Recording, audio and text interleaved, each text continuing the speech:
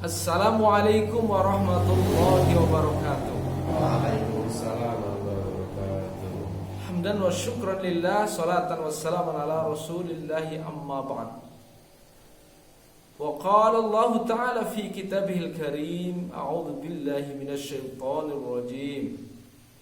Wasta'inu bis sabri was salah wa innaha lakabiratun illa 'alal khashi'in alladzina yadhunnuna annahum mulaqu rabbihim wa annahum ilaihi raji'un. Amma ba'd. Hadirin rahimani wa rahimakumullah, masih membahas tentang sholat, bahwa dalam ayat ini Allah Subhanahu wa taala menyebutkan bahwa minta tolonglah kalian kepada Allah dengan sabar dan sholat. Sesungguhnya meminta pertolongan kepada Allah dengan sabar dan sholat itu adalah sangat berat, kecuali orang yang khusyuk. Nah, permasalahannya, siapakah orang yang khusyuk itu? Siapakah orang yang khusyuk itu? Apakah kita termasuk ke dalam himpunan orang-orang yang khusyuk apa enggak? Maka Allah Subhanahu wa taala menjawab, alladzina yadhunnuna annahum mulaqu rabbihim. Ya. Orang yang khusyuk itu adalah orang yang memiliki keyakinan, ya, sesungguhnya dia akan berjumpa dengan siapa? Allah Subhanahu wa taala. Ya. Dia punya harapan, punya keyakinan, punya keinginan, ya, untuk menjumpai siapa? Allah Subhanahu wa taala. Kemudian yang kedua adalah wa annahum ilaihi raji'un.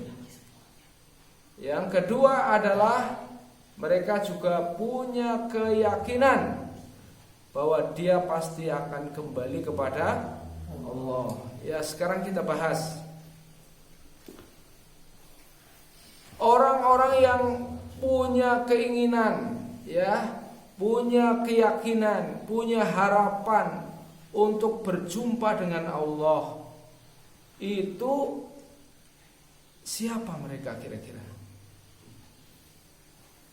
Ya, orang-orang yang punya keinginan untuk berjumpa dengan Allah itu siapa kira-kira? Sekarang pertanyaan saya mulai sederhana aja. Misalnya Mas Mumtaz ingin sekali ketemu sama Mas Fahri. Kira-kira kalau ingin sekali ketemu dengan Mas Fahri akan apa? Atau punya kepentingan apa? Ya, diskusi aja santai hari ini ya. Mas Mumtaz, kalau Anda ingin ketemu seseorang, katakanlah orang tua atau siapapun, ya, kira-kira punya kepentingan apa kok pengen ketemu gitu ya? Kangen.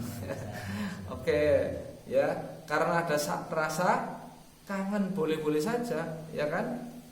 Nah, mungkin Mas Fahri punya pendapat lain.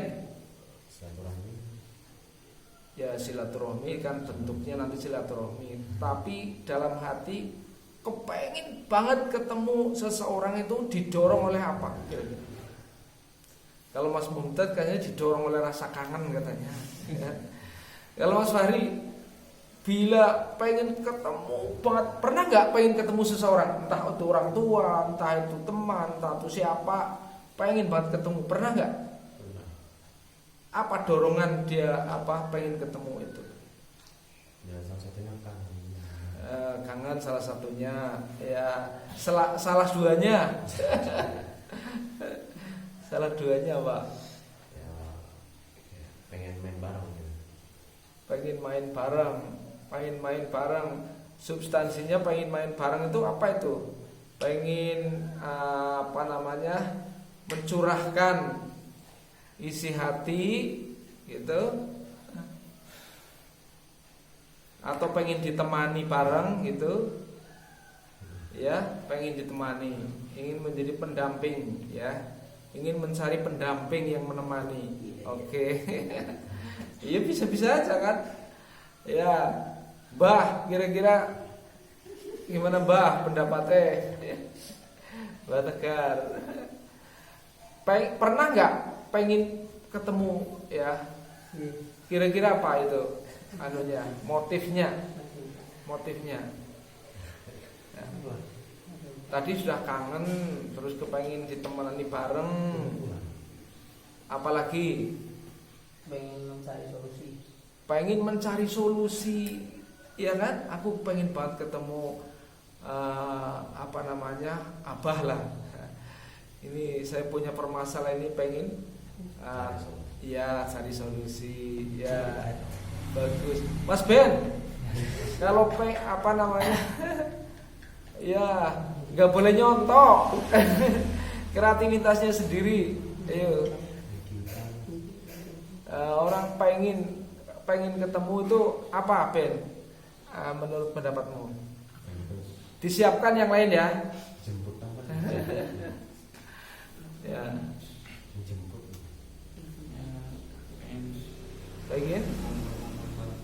Pengen ngobrol-ngobrol bareng, ya. Pengen ngobrol-ngobrol bareng, ya. Pengen komunikasi kalau bahasa kerennya, ya. Pengen komunikasi, ya. Mas Asraf, pernah gak pengen ketemu seseorang? Apa? Curhat. Pengen curhat. Apa-apa coba yang pernah kamu rasakan? Pengen apa? Pengen minta sesuatu? Oh, kangen. Mas Ikram, nggak apa-apa, disamarkan, siapanya itu disamarkan. Ya. Sama. Oke, ya. Nanti ya nanti waktu habis kalau semua ini kita ini ya bahas ya. Tapi minimal gini, kita itu punya hajat pengen ketemu itu macem-macem motifnya, ya. Ada motif pengen karena motif kangen, ya, karena kangen itu biasanya karena ada rasa cinta, iya gak? Ada rasa cinta. Sudah kita pernah gak kangen kepada Allah karena ada rasa cinta kepada Allah? Ya Allah, luar biasa. Untuk menimbulkan rasa cinta kepada Allah, ya, apa yang kita lakukan? Ya, kita ingat-ingat, ya, kita ingat-ingat kebaikan Allah, ya, keagungan Allah, kebesaran Allah, kecintaan Allah kepada kita. Bayangkan kita dijadikan manusia, mampu nggak Allah menciptakan kita jadi kadal? Ya, kita udah diciptakan jadi manusia, padahal Allah mampu ciptakan kita jadi anjing, ya. Tapi Allah pilih kita jadi manusia, makhluk yang ahsanul kholiqin. Baik apa enggak Allah kira-kira kepada kita? Luar biasa, ya kan? Baik sekali. Begitu kita ingat-ingat nikmat Allah kepada kita, maka nanti akan timbul rasa cinta kepada Allah Subhanahu wa taala. Ya. Itu. Kemudian Mas Farid tadi apa? Ingin ngobrol bareng. Ya. Ingin ditemani, ya? Ingin ditemani. Allah Subhanahu wa taala itu adalah sebaik-baik ya, teman, ya. Karena apa? Karena tidak pernah lepas dari diri kita, ya kan? Allah itu lebih dekat dari diri kita daripada apa? Allah itu lebih dekat dari kita, lebih dekat daripada apa? Urat ini? Nadi, ya. Aqrabu min hablil warid. Ya, Allah itu lebih dekat dari urat nadi kita, leher kita. Allah itu lebih dekat tuh, ya. Jadi jangan menganggap Allah jauh, nggak ngerti iki, enggak. Ya, Allah itu lebih dekat daripada urat nadi, urat leher ya. Dalam diri kita itu lebih dekat. Nah, oleh karena itu kita harus merasa ya dekat dengan Allah. Karena Allah dekat, maka kita senantiasa komunikasi, ngobrol. Sholat itu sedang ngobrol sama Allah itu ya. Ya, ini tadi komunikasi ya. Pandanglah sholat itu sebagai sedang berkomunikasi langsung kepada Allah ya. Enggak ada perantaraan malaikat Jibril, enggak perantaraan langsung. Ya, ngobrolnya langsung pada Allah. Ketika orang sholat itu kita memandang ngobrol sama Allah. Saya pengen ngobrol lah sama Allah ya, sholat gitu ya. Coba kita hamba yang banyak dosa ya, hidup di akhir zaman, masih diberi kesempatan ngobrol sama Allah. Bayangkan luar biasa, ya kan? Makanya dinikmati. Coba kalau ngobrol dinikmati, nggak terasa sudah jam sekian ya. Nah, sholat 1 jam kurang, ya kan? Kurang, ngobrolnya cakep banget gitu ya. Bismillahirrahmanirrahim. Dan ketika ngobrol kita nyanjung, ya kan? Kekasih kita Allah Subhanahu Wa Taala, ya. Coba takbir, mulai dari takbir Allahu Akbar, kita sudah nyanjung Allah yang maha agung, yang maha besar. Itu saat itulah lepas hubungan kita dengan dunia ya. Karena kita fokus untuk mengagungkan, membesarkan Allah Subhanahu wa Ta'ala. Nah, ini maka menjadi cakep kalau gitu. Terus tadi Mas Ben, apa ya Mas Ben? Ya? Ngobrol bareng sudah. Oh, yang memecahkan masalah Mbah ya Mbak. Kita kalau akan menghadap kepada Allah, kalau akan sholat, pastikan bahwa saya akan curhat kepada Allah, ya kan? Sehingga seluruh masalah-masalah yang saya hadapi nanti selesai, gitu ya. Rasulullah SAW memberikan contoh. Jangankan masalah yang berat, ada mendung gitu ya. Kalau kita mendung kan biasa ya, mau hujan paling kan gitu. Rasulullah bersegera ke masjid tunaikan sholat. Khawatir nanti terjadi seperti apa yang terjadi pada kaum apa? Ya, ada kaum Ad ya kan? Kaum Ad itu bagaimana? Ya. Kaum Ad itu bagaimana? Dalam Quran itu disebutkan. Wa ila 'adin akhahum huda qala ya qaumi ibudullaha ma lakum min ilahin ghairuh, kan gitu ya, dan seterusnya. Itu mendung itu dikira hujan. Jadi mereka itu sudah bersenang-senang gitu ya.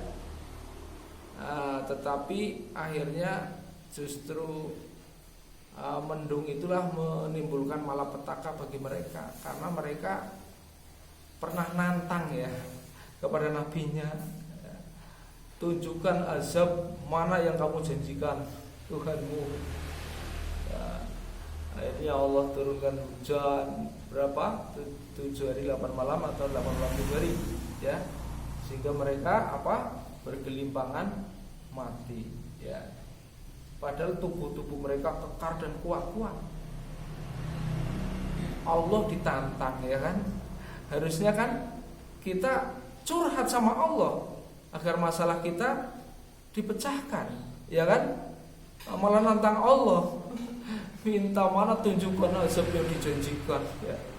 Naudzubillah min dzalik ya.